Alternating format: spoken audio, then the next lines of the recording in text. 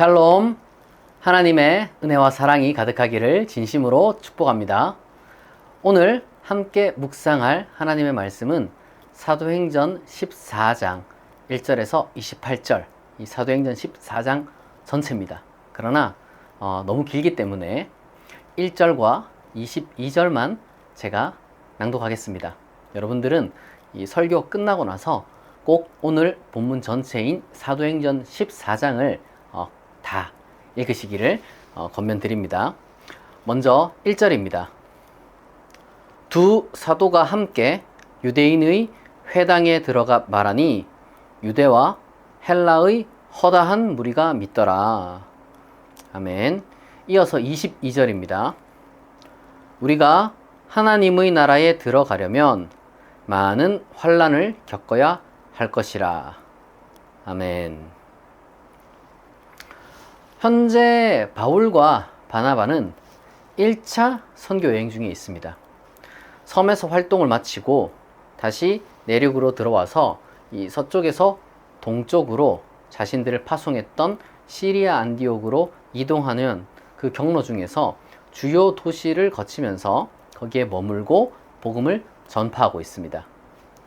이들의 주요 복음 전파 방식은 이 주요 도시에 그 유대인들이 모여서 토라를 낭독하고 그리고 기도하고 그리고 때때로는 이런저런 사소한 그러나 어떤 공적인 그러나 또 중요하기도 한 그런 어쨌든 모임을 위해서 대화도 하고 그리고 토론하는 그러한 그 장소인 회당으로 가서 자연스럽게 거기에 녹아들어서 자신들의 의견을 피력하는 그러한 방식으로 바울과 바나바가 전도를 하고 선교를 하고 있습니다. 오늘 본문에 따르면은 이 사도행전 14장에 따르면은 이고니온이라는 도시에서 이제 회당에 어느 한 곳을 찾아가서 복음을 전하고 그리고 심지어 어떤 기적도 일으켰다고 합니다. 그래서 많은 사람이 믿었지만 동시에 또 믿지 않는 특히 이제 유대인 그리고 이제 유대인 무리들, 유대교 추종자들 이런 사람들이 바울과 바나바를 돌로 치려고 했어요. 돌로. 그냥 쫓아내고 욕한 정도가 아니라 이 돌을 들고 치려고 했습니다. 그래서 바울과 바나바가 근처의 다른 곳으로 이동을 합니다. 그리고 이제 그 이동한 여러 어떤 그 도시들이나 마을들 중에 루스드라라는 곳이 있어요. 루스드라. 이 루스드라에 가서 이제 거기서도 기적을 일으키는데 요 기적에 대해서는 좀 상세하게 나와 있습니다. 뭐냐면은 날 때부터 걷지 못하는 이 하반신 마비 환자를 기적으로 이렇게 이제 일어나 걷게 한 거죠. 요거는 사도행전 전반부에도 나왔던 이 초기 기독교의 어떤 그 활동의 하나의 상징을 보여주는 그러한 어떤 일이기도 한데요. 아마 이제 사도행전에서는 약간 요걸 조금 더 기적적인 이야기 형식으로 지금 전달을 하는 겁니다. 그러니까 중요한 것은 사도행전 내에서는 이게 실제 기적으로 이제 사람들에게 전달되었다고 해요. 그래서 그 지역 사람들이 바나바를 향해서는 제우스다. 그 그리스 로마 신화의 그 제우스. 그리고 바울을 향해서는 헤르메스다. 이렇게 얘기를 해요. 헤르메스는 이제 제우스가 데리고 다니는 그 전령의 신.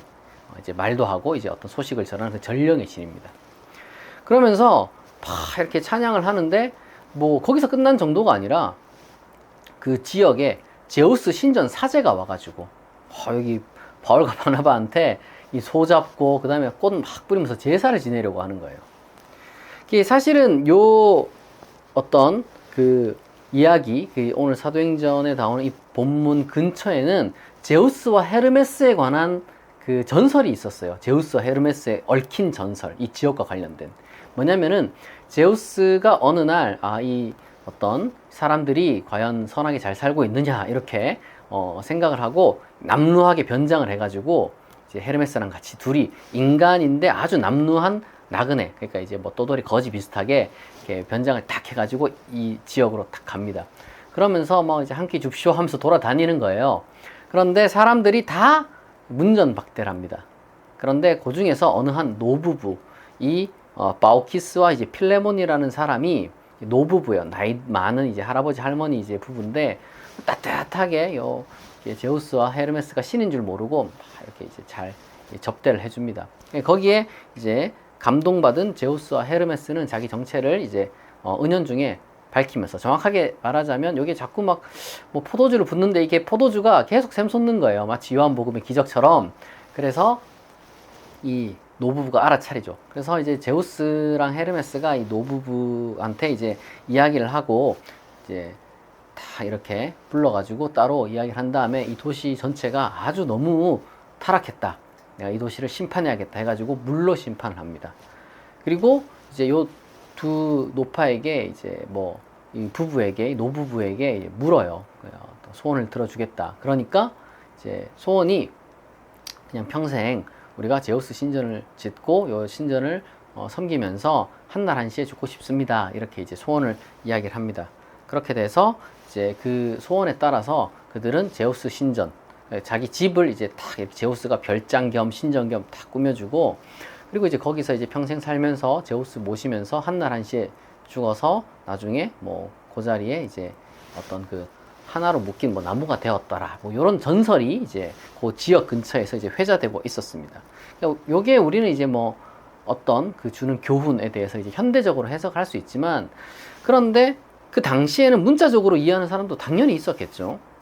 그래서 이 바나바와 바울을 보고, 야, 신이다, 제우스가 헤르메스가 여기에 임했다, 굳이 왜 하필 제우스와 헤르메스냐라고 한 맥락이 바로 여기에 있는 거죠. 바나바와 바울은 처음에 사람들이 이게 뭐를 하나 잘 몰랐을 겁니다. 왜냐하면 여행하다 그 지역 처음 가는 거니까. 그런데 이제 눈치를 챈 거죠. 그래서 그들이 이제 무엇을 하려고 하는지, 자기들을 이제 제우스라 부르고 이제 헤르메스라 부르고 이제 제사를 지내겠다, 이런 거를 이제 딱 알아차리니까 곧바로 이제 바나바와 바울은 기겁을 하면서 막 제사를 자신들한테 드리지 못하게 막고 이제 크게 소리 지르면서 이렇게 이야기를 했습니다. 제가 한번 읽어보겠습니다.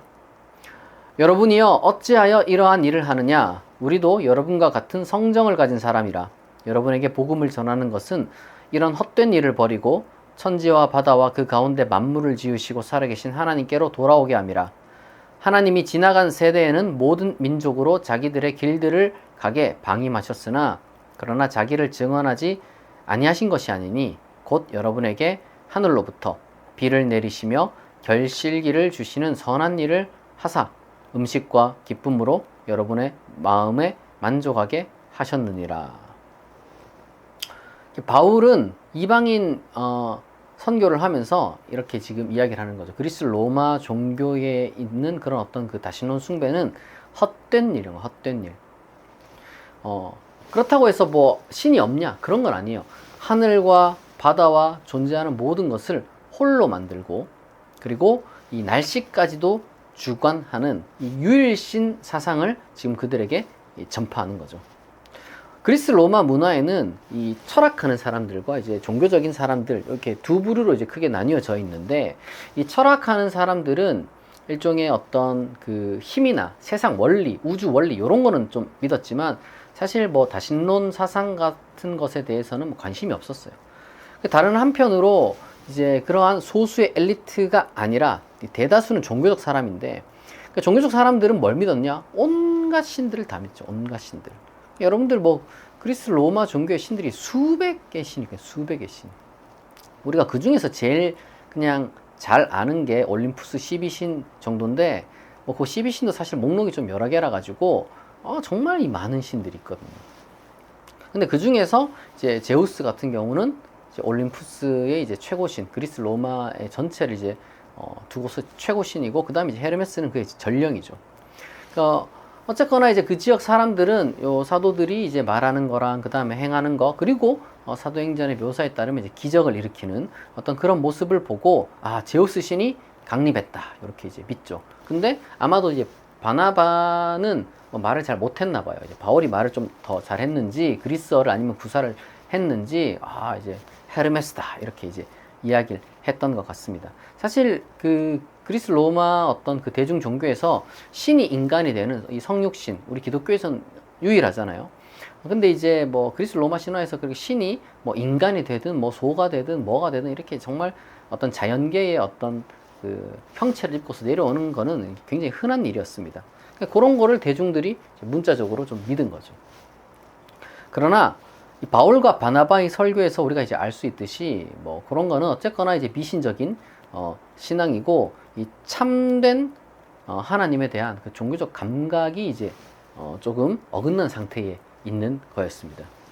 그래서 지금 바울과 바나바는 선교를 쭉 하면서 이 대중적 이 헬레니즘 종교의 이제 두 가지 문제를 지적하는 거예요. 그 전까지는 계속 유대인 대상으로 설교를 했잖아요. 근데 이제는 누구를 대상으로 이제 선교를 합니까? 이제 그리스 뭐 로마 문화에 익숙한 그 이방인들 대상으로 선교를 하잖아요. 근데 그 당시 때 이방인들은 거진 다 뭐 헬레니즘 문화에 속해 있었고 그 헬레니즘 문화의 두 축, 철학적 어떤 문화와 이제 종교적 문화가 있었는데 그 중에 이제 지금 종교적 문화를 다루는 거죠. 그러한 그 헬레니즘 대중 종교의 두 가지 문제가 뭐였냐 그러면 첫 번째로는 이 다신론이 잘못됐다는 거예요. 근데 단순히 다신론이 잘못된 게 문제가 아닙니다. 다신론이 가지고 있는 가장 심각한 문제 중에 하나가 너무 많은 숭배를 요구한다는 거예요. 온갖 신들이 다 있으니까 이렇게 해야 이 신도 만족시켜야 되고 저 신도 만족시켜야 되고 막 끝이 없는 거죠. 그러니까 일종의 아주 그냥 종교 장사가 이루어지는 겁니다. 두 번째로는 이제 신은 인간이 될 수 없다는 걸 이제 확실하게 보여주는 거예요. 그러니까 지금 바울과 바나바 자기 자신을 이제 제우스다, 헤르메스다 이렇게 이제 얘기로 하면서 이제 인간을 신으로 숭배하는 것은 사실상 그건 신성 모독이라는 얘기죠. 바울이 증거한 예수님도 사실 지금 이제 천상에 있단 말이에요. 그러니까 지금 지상에 숭배할 인간 중에 어떤 신은 없다, 신은 없다. 이거 정말 중요한 감각입니다. 역설적으로 지상에 숭배할 신은 없다. 이게 지금 기독교의 핵심 메시지가 된 거죠. 그런데 이렇게 이제 훌륭한 이 신앙을 전파하고 있는 도중에 이 루스드라에서 그걸 전하고 있었는데 그 이고니온에서 아까 돌로 바울과 바나바를 이제 때려 죽이려고 했던 그 사람들도 이까지 왔어요. 별로 멀지 않으니까 왔겠죠. 굳이 여기 와가지고 몇몇 사람들을 또 이렇게 선동해가지고 기어코 돌 던져가지고 바울과 바나바가 그 돌에 맞아가지고 기절을 하게 됩니다. 기절할 정도로 여러분 돌을 맞는다는 게 저는 상상이 잘 안 돼요. 이제 쓰러져가지고 시체다 해가지고 그냥 그 도시의 성 밖에 그냥 던져버렸습니다. 다행히 죽지는 않았어요. 이게 뭐 참 불행 중 다행이죠. 불행 중 다행히 그들이 이제 죽지는 않았고, 게다가 또 사실은 그 기절된 상태로 그대로 그냥 밖에 버려져 있었으면 100% 죽었을 텐데, 이미 바울과 바나바가 그래도 그 지역 근처에서 복음을 전하면서 그 사람들의 제자가 된 사람들이 있었던 거죠. 그래서 그 제자된 사람들이 요 두 사람을 보호해가지고 다시 그래도 좀 정신을 차리게 됩니다. 근데 한 번 더 돌아다녀요. 회복을 했으면 아유 이제 도저히 내가 이 지역에서 못 있겠다 하고 이제 도망도 갈 법도 한데 굳이 한 번 더 돌아다녀요. 근데 이거는 이유가 있습니다. 그러니까 우리가 얼핏 인간적으로 생각하기에는 정말 이게 돌 들고 오는 그 거의 뭐 깡패 같은 뭐 조직 폭력배 같은 놈들 아닙니까? 근데 이제 그런 깡패 같은 유대인 무리를 이제 만날 수도 있는데, 그럼에도 불구하고 그 지역 한 번 더 들고 심지어 그 깡패들을 만난 그 이고니온까지도 한 번 더 갔다 와요. 이거는 뭐 바울과 바나바가 좀 이상한 사람이라 그런 게 아니라 아직 선교가 완성되지 않았기 때문에. 뭐냐면은 지금 거기에 제자들인데 그 제자들이 이대로 바울과 바나바가 이제 도망쳐버리면 이 사람들이 벌벌 떨고 어떻게 해야 될지 모르잖아요. 그러니까 진리는 들었는데 겁이 날 거 아니에요. 그러니까 이제 책임감을 갖고 한 번 더 가는 거죠. 한 번 더 제자들을 이제 세우기 위해서 그들을 위로도 하고 용기도 주고 그 다음에 그들을 세우기 위해서 한 번 더 갑니다. 그렇게 제자들에게로 가서 바울과 바나바가 한 이야기가 오늘 제가 낭독한 이 사도행전 14장 22절입니다. 이 맥락 속에서 제가 다시 한번 읽어볼게요. 제자들의 마음을 굳게 하여 이 믿음에 머물러 있으라 권하고, 또 우리가 하나님의 나라에 들어가려면 많은 환난을 겪어야 할 것이라 하고. 저는 이 정말 구절에서 많은 감동을 받았습니다. 역사를 우리가 이제 공부를 해도 그렇고 이제 개개인의 어떤 그 전기라든지 아니면 이제 우리가 그냥 뭐 살면서 만나는 사람들의 그 삶을 개개인의 어떤 그 모습들을 들여다보면 이게요 사람이 바르게 살든 형편없게 살든 아니면은 악하게 살든 다 환난을 겪거든요. 세상살이에 환난 겪지 않은 인생이 없습니다. 근데 그런 건 있어요. 어차피 누구나 겪는 환난인데 믿음에 머물러 있는 사람이 하나님 나라에 들어간다는 거예요.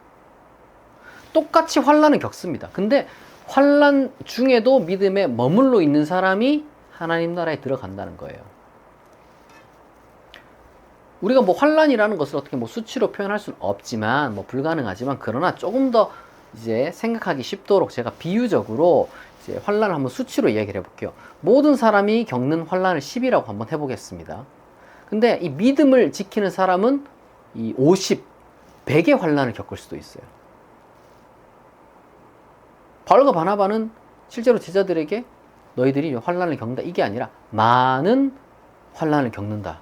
많은 환난을 겪어야 한다. 겪을 수밖에 없다. 이렇게 이야기를 합니다. 그 이유가 뭐냐면은 바울과 바나바처럼 그리고 이제 그들의 제자처럼 이 복음을 이제 전하고 진리를 수호하는 사람들은 세상과 타협하지 않기 때문에 어쩔 수 없이 큰 반대, 더 큰 반대, 그리고 더 심각하고 어려운 고난에 직면할 수밖에 없어요. 사실 그리스도인의 운명이라는 게 원래 그렇습니다. 하나님 나라가 아직 임하지 않았는데 그리스도인이 고난을 겪을 수밖에 없죠. 일반인들도 다 고난을 겪습니다. 근데 그리스도인의 고난은 거기에 플러스해서 더 겪는 거죠. 근데 지금 이런 말들을 무슨 신학자나 아니면 책상에 앉아있는 그냥 뭐 소위 말해서 사는데 별 문제 없는 사람이 한 얘기가 아니에요. 도시를 돌아다니면서 고생하고 정직하게 자기 자신들을 혹여나 무슨 이제 마치 신으로 접대하려는 그런 사람들도 말리고 정말 올바른 길을 이제 걸어가다가 억울하게 지금 돌마다 죽을 뻔했는데 정신 차리고 지금 사람들한테 뭔 얘기를 하냐? 야, 예수 믿으니까 돌마다 죽겠다. 종교가 뭐 그래 중요하냐? 먹고 살고 행복한 게 중요하지. 이렇게 말한 게 아니란 말이에요. 그런 상황을 겪어서도 하나님 나라에 들어가려면 많은 환난을 겪을 수밖에 없다. 사실 여러분 신으로 접대받으면 좋죠. 그냥 뭐 높은 사람 정도로 접대해도 좋은데 지금 뭐 한국 사회와 한국 교회 온갖 사이비 집단의 수장 그리고 뭐 전통 교회에 속했다 하지만 사실상 뭐 교주나 다름없는 자들의 무리가 이만하잖아요.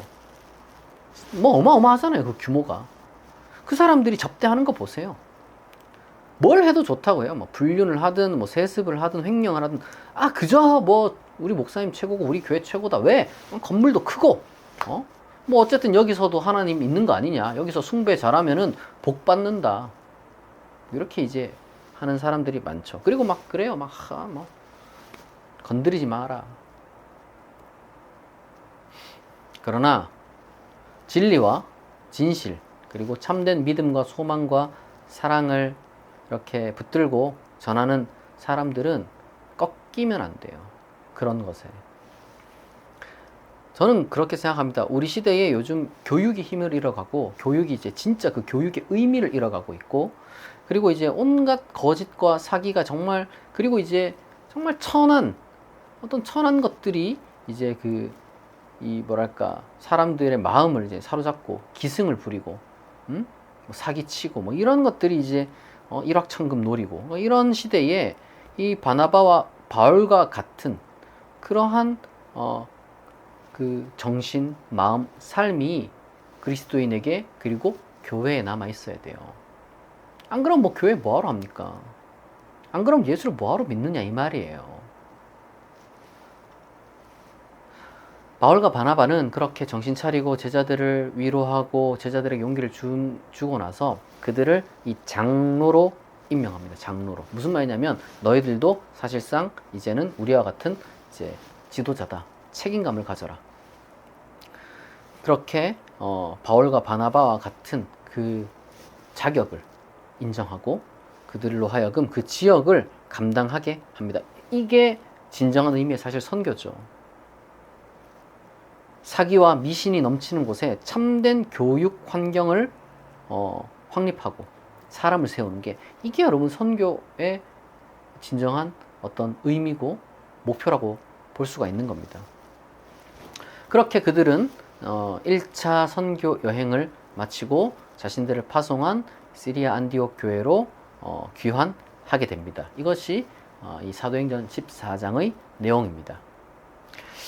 사랑하는 축복 누린 교회 성도 여러분, 오늘 우리는 바울과 바나바의 1차 선교 여행을 통해 복음 전파의 진정한 의미와 그에 따르는 어떤 그 환란에 대해서 우리가 살펴봤는데요. 이들의 그 1차 선교 여행이 우리에게 정말 특히 마지막 이 여행의 모습들이 정말 귀중한 교훈을 남겼는데, 첫째로는 진리를 위해서 이제 고난을 감내할 수 있는 용기입니다. 바울과 바나바는 돌에 맞아 죽을 뻔한 상황에서도 복음 전파를 잊지 않았어요. 우리에게 이런 믿음의 자세가 필요합니다. 여러분, 어차피 복음 안 전해도 환난을 겪습니다. 근데 그 환난의 의미가 하나님 나라에 적합하게 되려면 우리가 올바른 삶을 살아야 돼요. 악하게 산다고 환난을 안 겪는 게 아닙니다, 여러분. 근데 하나님 보시기에 환난 중에서도 믿음을 붙들고 있느냐, 붙들지 않느냐, 하나님 말씀대로 사느냐, 살지 않느냐, 이게 그렇게 중요한 거예요. 그리고 둘째, 미신과 거짓된 영광을 거부하는 정직함입니다. 그들은 신으로 추앙받을 수 있는 기회를 단호히 거절했죠. 이건 정말 오늘날 한국교회와 그리스도인들의 큰 도전인데, 목사인 제가 사실 그런 기회가 있겠죠. 주로 이제 종교인들이 이제 그런 기회가 있는데, 근데 반대로요. 꼭 목사나 성직자가 아니더라도, 선교사가 아니더라도, 신학자가 아니더라도 이 평신도들이 자꾸 목사, 선교사, 성직자를 완전 무슨 준우상 취급해요. 자기는 아니래. 교주까지는 아니래. 신까지는 아니래. 근데 누가 봐도 그냥 하는 거는 그런 취급을 하는 거죠. 맹목적인 어떤 그 존경심이 여러분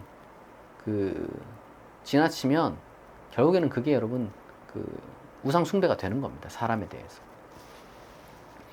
그래서 사람을 여러분들이 존중은 해야 되지만, 그리고 어떤 그 전문성이 있는 분야에 대해서 이제 무언가 이제 인정은 해야 되겠지만, 맹목적으로 그 사람 하는 말 처음부터 끝까지 다 옳고, 그 사람의 삶은 처음부터 끝까지 다 흠이 없고, 이렇게 이제 보면 안 되고, 우리가 정말 이 인간다운 그리스도 안에서 이제 관계를 잘 맺어가야 되지, 그리스도 없이 관계를 맺으면 그 사람이 그리스도가 되어버리는 거예요. 우리가 그런 걸 잘 경계를 해야 됩니다. 그리고 세 번째로, 이 제자를 세우고 교회를 든든히 하는 것이 이제 선교의 본질이라는 거예요. 선교의 본질. 선교의 어떤 그 모습들이 단순히 가가지고 이제 사람들 있는 데서 난 예수 전하고 왔다, 예수 천당 불신지옥 내가 외쳤다, 이거는 그 굉장히 좀 무성의하고 실제 선교를 방해하는 거예요.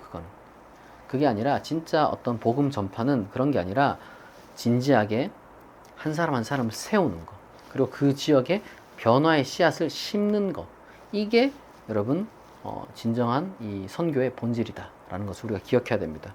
그리고 마지막으로 넷째, 환난 중에도 여러분들이 믿음을 지켜야 합니다. 하나님 나라에 들어가려면 많은 환난을 겪어야 할 것이다, 이렇게 말씀을 하시잖아요. 하나님 나라에 들어가려면 많은 환난을 겪어야 된다. 다르게 말하면 진정한 그리스도인은 많은 환난을 겪을 수밖에 없고, 동시에 하나님 나라의 소망이 있기 때문에 많은 환난을 인내할 수 있고, 많은 환난 중에 절망하거나 낭망하지 않을 수가 있습니다. 그게 여러분 진정한 그리스도인의 그 믿음을 보여주는 일종의 리트머스 시험지라고 볼 수 있는 거죠.